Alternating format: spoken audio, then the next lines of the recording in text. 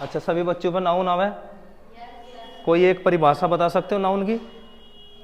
कोई एक परिभाषा बेटा खड़े होकर बोल दो, इंग्लिश में, हिंदी में, कोई भी परिभाषा हो, एक बच्चा बोल सकता है, बोल दो। Noun is the name, person, place और ए थिंग, यही तो पढ़ते आ रहे हैं बचपन में कि संज्ञा, स्थान, वस्तु का नाम नाउन हो। परंतु नाउन हो क्या चीज? दुनिया की सारी चीजें, संसार की या कोई भी चीज हो जिसकी कुछ आकृति बनती हो, कुछ भी आकृति माइंड में आती है। आपने देखा भाई पेन है, आकृति आई नहीं मन में? आपने कोई किसी लड़की का नाम लिया, उसकी आकृति आई मन में? यानी कि जो इमेज आवेगी मन में उसे ही बोलेंगे नाउन।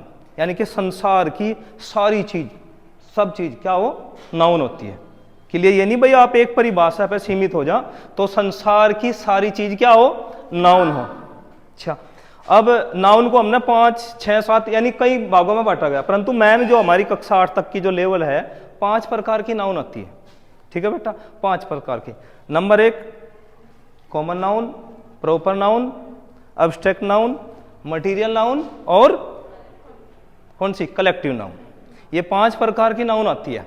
ठीक है, अब संसार में जब भी सबसे पहले कोई नाउन आई तो वो आई कॉमन नाउन। कौन सी नाउन आएगी? Common noun. और जिसे हम बोल रहे हैं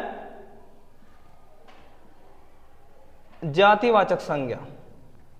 अब हमें मिल गया भाई, कोई भी लड़का पैदा हुआ सबसे पहले उसका कोई बॉय, तो कोई बच्चा पैदा है ना, नाम कोई भी, तो वो बॉय या baby common noun, girl common noun.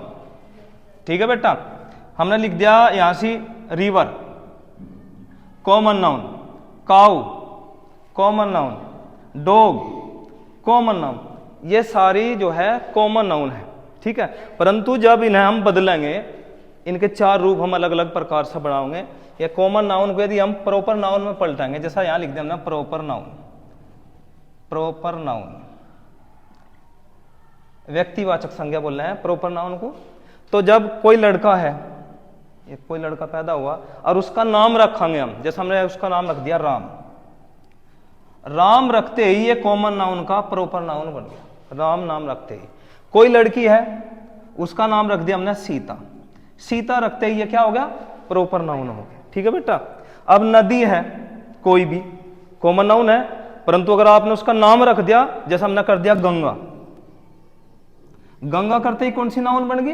Proper noun बन गई। अब देखो काऊ है, अगर आपने गाय है, काऊ है, तो कॉमन नाउन है। अगर उसका कुछ नामकरण कर दिया तो कौन सी नाउन होगी? वहां प्रॉपर नाउन होगी।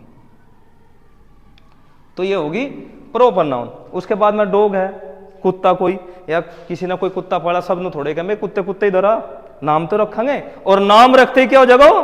प्रॉपर नाउन हो जाएगा। तो उसका नाम रख दिया हमने टॉमी, टॉमी रखा या कुछ भी रखा। तो इस तरीके से सबसे पहले संसार में कौन सी नाउन आई? Common noun. फिर हमने उसे कर दिया कन्वर्ट। तो ये दोनों नाउन के बारे में आपको क्लियर होगी भाई, कॉमन नाउन क्या हुआ और प्रॉपर नाउन क्या है। ठीक है, अच्छा, अब ये 2 नाउन पता करने के बाद अब तीसरे नंबर पर आवे कलेक्टिव नाउन। कलेक्टिव नाउन हो समूहवाचक संज्ञा। जब आपको किसी भी नाउन में एक से ज्यादा संख्या दिखाई दे, जब किसी नाउन में एक से ज्यादा संख्या दिखाई दे तो वो कलेक्टिव नाउन। और वे वर्ड होते हैं जैसे कि कह दिया हमने आर्मी, आर्मी, तो आर्मी एक आदमी से तो आर्मी नहीं बनती, उसके लिए ज्यादा संख्या चाहिए, तो आर्मी का नाम आया तो कलेक्टिव नाउन हो जाएगी। फिर हमने कह दिया पुलिस, एक आदमी से तो पुलिस नहीं बनती बेटा। ठीक है, तो पुलिस आ गई। या फिर हमने कह दिया सोसाइटी, समाज, एक आदमी से कोई समाज नहीं बनता। तो इस तरीके के जो वर्ड हैं जो हमेशा एक से ज्यादा संख्या को दर्शाते हुए सारे क्या होते हैं? कलेक्टिव नाउन होते हैं। अब 3 नाउन होगी। अब चौथे नंबर पर आवे मटीरियल नाउन। मटीरियल नाउन पदार्थवाचक या फिर द्रव्यवाचक संज्ञा बोलना है इसे। मटीरियल नाउन वो होता है जब किसी नाउन से दूसरी नाउन का निर्माण करता है, उसे हम मटीरियल नाउन बोल रहे हैं। जैसे हमने दूध लिया, ठीक है बेटा, दूध लिया, दूध से आप मावा निकालते हैं, दही बनती है, यानी कि बहुत सी मिठाइयां बनती है मावे से। तो अलग अलग चीज हम बना सके। जैसे हमने लिया वुड ली, लकड़ी है, इससे आप अलग अलग चीज बना सकते हो। भाई बेंच बना रहे आप, कुर्सी बना रहे, मेज बना रहे, तो यानी कि जिस चीज से भी दूसरी चीज बन जा उसे क्या बोल लेंगे बेटा, मटीरियल नाउन बोल लेंगे। समझ में आ गई बात। अब नंबर आता है जो नाउन इन सबसे अलग है, अब्स्ट्रैक्ट नाउन। अब्स्ट्रैक्ट नाउन यह होती है भाववाचक संज्ञा, जो फील करी जा, केवल जो दिखाई ना देती हो। ठीक है बेटा, जो नाउन दिखाई ना दे उसे बोला है भाववाचक संज्ञा। जैसे ऑनेस्टी,